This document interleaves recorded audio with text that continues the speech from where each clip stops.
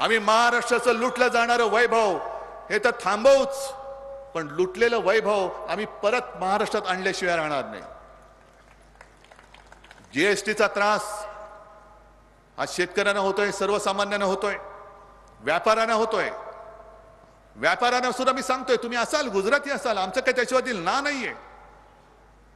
जे मी काय बोलतोय मोदीजी सगळं गुजरातला नेले, सत्य आहे का खोटे तुम्ही सांगा. पण याचा अर्थ असा नाहीये की मला गुजरात बद्दल काहीतरी द्वेष आहे, गुजरात माझा शत्रू नाही. गुजरात सुद्धा माझा आहे, गुजरात सुद्धा आमचा आहे. महाराष्ट्रामध्ये जे वर्षानुवर्ष गुजराती माता भगिनी बांधव राहत आहेत ते सुद्धा आमचेच आहेत. आणि इंडिया आघाडीचं सरकार आल्यानंतर जे गुजरातच्या हक्काचं असेल ते आम्ही जरूर देऊ, पण माझ्या महाराष्ट्राच्या तोंडातला घास काढून तुम्ही जो देताय तो आम्ही थांबवू. एक तर तुम्ही काही देत नाही यात. इकडे दर वेळेला आलो की वस्त्रोद्योगाचं काहीतरी एक अडचण असतेच, काहीतरी म्हणजे तीच कोणी सोडवायची. केंद्र सरकार म्हणून ते काही बसतात इकडे, आल्यानंतर सांगतात की आम्ही असं करू, आम्ही तसं करू. जा ना इथल्या खासदाराला म्हणा, दिल्लीत तू जाऊन काय काय केलंस त्याचा कार्य अहवाल दे. एकदा तरी माझ्या इचलकरंजीच्या या यंत्रमागाबद्दल तोंड तरी उघडलं होतंस का सांग. पण मुंबई मधलं वस्त्रोद्योगाचं आयुक्तालय सुरे हे मुंबई बाहेर घेऊन गेले. एवढा आकस, एवढा द्वेष. शेतकऱ्याचं तुम्ही काय स्वतःला समजता कोण. मी आज पेपरमध्ये वाचलं की इथे ऊस उत्पादक शेतकरी मोठा आहे, आम्ही FRP दिला, अमुक हे दिलं ते दिलं. अहो मग गेल्या वर्षी तुम्ही त्या इथेनॉलला बंदी का केली होती. ऊसापासून, ऊसाच्या रसापासून जो इथेनॉल बनतो त्याला बंदी करून तुम्ही कोणाच्या खिशात कोणाचा इथेनॉल म्हणून पर्याय कोणाचा विकून देणार होतात. मादी निर्णय घेतलात का आणि मागे का घेतलात. तुम्ही शेतकऱ्याला हमीभाव देऊ म्हणालात होते, आज आम्ही म्हणतोय की आम्ही हमीभाव देणार. एवढंच नाही तर मी महाराष्ट्रामध्ये जेव्हा फिरतोय, संपूर्ण विदर्भ झाला, मराठवाड्यामध्ये परत अजून निवडणुका आहेत, जळगावमध्ये जाणार आहे, रायगड आहे, सगळीकडेच आहे. पण शेतकरी अर्धा कुठे मरतो. जसं कापूस उत्पादक आहे, कापसाचं उत्पादन काढतो पण कापूस साठवून ठेवायला त्याला जागाच उरत नाही. आणि एका शेतकऱ्याची माझ्याकडे प्रतिक्रिया आली जळगावच्या.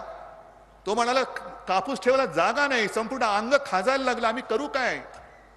त्या सर्व शेतकऱ्यांना आम्ही गोदाम निर्माण करून देऊ. गोदाम ठेव दादा, तुझा माल तुला घरी ठेवायला जागा नाही ना, तुझ्या नावाने या गोदामात ठेव, जेव्हा तुला विकायचं तेव्हा तू विक. शीतगृह बांधून देऊ. आणि मोदीजी तुम्ही आज जे सगळीकडे म्हणताय शेतकरी शेतकरी, मग ते काळे कायदे का आणले होते तुम्ही. का त्याच्याबद्दल तिथल्या उत्तरेतल्या शेतकऱ्यांनी रस्त्यावरून आंदोलन केलं होतं.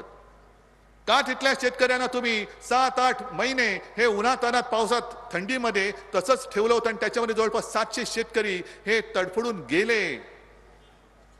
इकडे भटकता आत्मा शोधण्यापेक्षा त्यांच्या आत्म्यांना काय वाटत असेल त्याचा पहिला विचार करा. आज माझ्या शेतकऱ्याचं उत्पन्न तुम्ही दुप्पट नाही केलं, पण ती काय ती सन्मान योजना 6-6 हजार रुपये शेतकऱ्यांना इकडे मिळालेत. कोणाला नाही, काही जणांना मिळालेत, जरूर मिळालेत. पण हे सगळं मी तुमच्याकडनं शिकतोय. तो शेतकरी काय सांगतो की तुम्ही आता खतावरती त्यांनी GST 5% केला, त्याच्या आधी किती होता 18%. तो काय म्हणाला की आम्हाला शेतकऱ्याला 1 लाखाचं खत जर लागलं, 1 लाखावरती 18% म्हणजे किती गेले 18,000.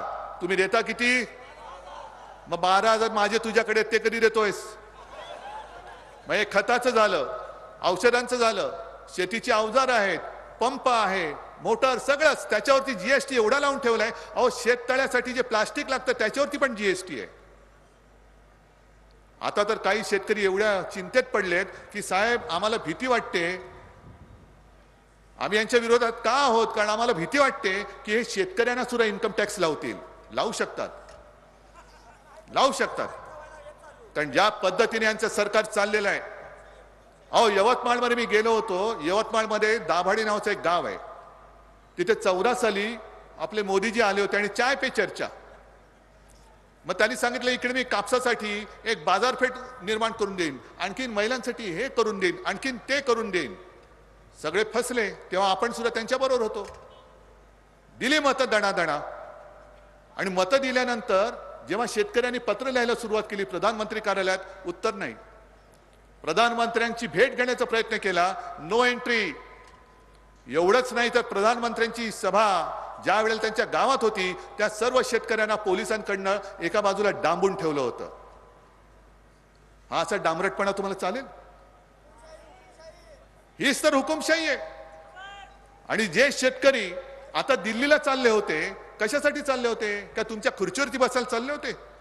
का तुमची खुर्ची पळवायला चालले होते? खुर्ची तर तुमची खेचलीच आहे म्हणा, ती खेचणारच आहोत आम्ही. पण जे सरकार शेतकऱ्याला दिल्लीत येऊ देत नाही त्या सरकारला तुम्ही आता दिल्लीत येऊ द्यायचं नाही. तुम्ही शेतकरी बनून मतदान केलं पाहिजे, तुम्ही नागरिक म्हणून मतदान केलं पाहिजे. आणि सत्यजित, तुम्ही जे बोललात घटनेबद्दल हे खरंच आहे. कारण मी मुद्दामून काही बातम्याच घेऊन आलेलो आहे.